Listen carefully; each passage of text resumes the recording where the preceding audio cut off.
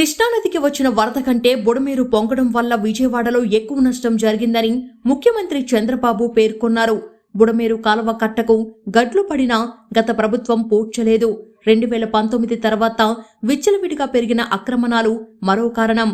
పోలవరం కుడి ప్రధాన కాలువ గట్లను తవ్వేసి మట్టి కొల్లగొట్టారు. ఒక వ్యక్తి దుర్మార్గానికి విజయవాడ నగరమే గజగజలాడింది. అమాయకులు బాధపడే పరిస్థితి వచ్చిందని దుయ్యబట్టారు.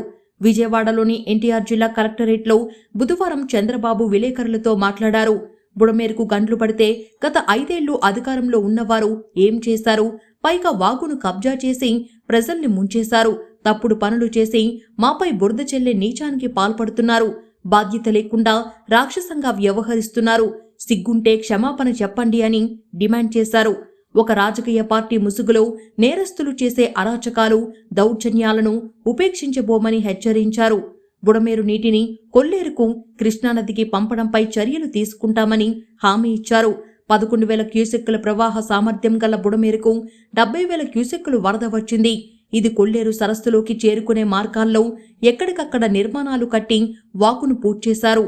బుడమేరు ఆధునీకరణకు 2014 తర్వాత తెదేపా ప్రభుత్వ హయాంలో 500 కోట్లు కేటాయించాం. వైకాపా ప్రభుత్వం వచ్చాక వాటిని ఖర్చు చేయకుండా ఆపేసిందని బాబు ధ్వజమెత్తారు. బుడమేరు పరివాహకంలో మంగళవారం రాత్రి కురిసిన వర్షానికి 5,000 నుంచి 7,000 క్యూసెక్కులు వరద 3-4 గంటల పాటు రావచ్చని అంచనా వేశాం. గండ్ల పూడ్చివేత పనులను మంత్రులు లోకేష్, రామానాయుడు పర్యవేక్షిస్తున్నారని సీఎం వివరించారు. అమరావతి ఏడారి అంటున్నారు, మునిగిపోయిందంటూ దుష్ప్రచారం చేస్తున్నారు. పత్రికల్లో ఫోటోలు వేస్తున్నారు. అదొక పత్రిక వైకాపా రాక్షసమూక ప్రజల్ని భయభ్రాంతుల్ని చేస్తుంది. ఇలాంటి వాళ్లను సంఘ బహిష్కరణ చెయ్యాలి అని చంద్రబాబు విరుచుకుపడ్డారు. నా ఇల్లు మునుగుతుందని బుడమేరు ద్వారా విజయవాడను ముంచడానికి గేట్లు ఎత్తామట. నా ఇంట్లోకి నీళ్లు వచ్చాయి, పోయాయి, ఇల్లు కూలిపోతుందని పారిపోయానట. ఈ మాట అనడానికి బుద్ధి జ్ఞానం ఉన్నాయా? ఆ ఇల్లు నాది కాదు, అద్దెకు ఉంటున్నా, దాన్ని ఓర్వలేకపోతున్నారు. వారలాగా ప్యాలెస్లు కట్టుకొని నేనుండటం లేదు అని చంద్రబాబు వివరించారు. 11.90 లక్షల క్యూసెక్కుల ప్రవాహంతో డిజైన్ చేసిన ప్రకాశం బ్యారేజీకి 11.43 లక్షల క్యూసెక్కులు వరద వచ్చింది.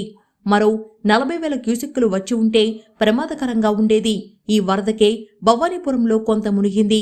ఎగువన ఇబ్రహీంపట్నం నుంచి మూలాపేట వరకు హైవేపైకి నీరు చేరింది. పక్క గ్రామాలు మునిగాయని చంద్రబాబు గుర్తు చేశారు. బుడమేరుకు గండ్లు పెట్టి ఇంతటి పరిస్థితికి కారణమైన వ్యక్తి జగన్.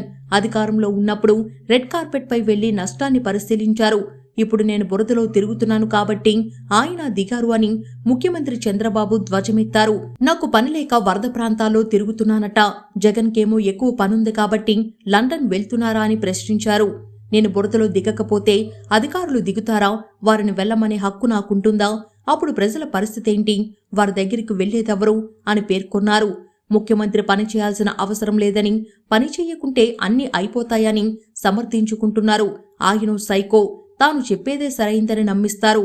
నిజానికి ముద్దులు పెట్టి ఇంట్లోకి వెళ్ళాక 10 సార్లు చేతులు కడుక్కునే జగన్ లాంటి వ్యక్తులు రాజకీయాలకు అనర్హులు అని చంద్రబాబు దుయ్యబట్టారు. బుడమేరు నది అని జగన్ చెప్పడాన్ని చంద్రబాబు ఎద్దేవా చేశారు. వాగుకు నదికి తేడా తెలియదు. టమాటోకు పొటాటోకు వ్యత్యాసం తెలియదు. ఆయనకు తెలిసిందల్లా సాయంత్రానికి గల్లాపెట్టి దగ్గర కూర్చొని ఎంత వసూలైందో చూసుకోవడమే అని ఎద్దేవా చేశారు.